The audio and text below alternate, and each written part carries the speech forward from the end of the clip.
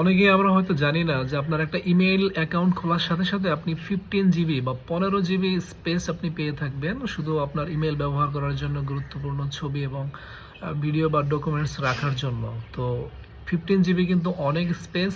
তো যাদের আসলে অসুখ আছে, ফোন চেঞ্জ বা ফোন হারিয়ে যাওয়ার সাথে সাথে বিভিন্ন ডকুমেন্টস হারায় ফেলেন, ছবিগুলো রাখা হয় না, ভিডিওগুলো ব্যাকআপ রাখা দরকার ছিল, তারা কিন্তু অনেকে গুগল ড্রাইভ ইউজ করেন। বাট আপনি চাইলে ছোট ছোট ছবি ভিডিওগুলো আপনি ইমেইলের ড্রাফট মেসেজ হিসেবেও রাখতে পারেন। তো আমি দেখিয়ে দিচ্ছি ইমেইলের 15 জিবি আসলে কিভাবে আপনারা বের করবেন এবং খরচ করবেন। আপনি শুরুতে আপনার জিমেইল অ্যাকাউন্টে ঢুকবেন।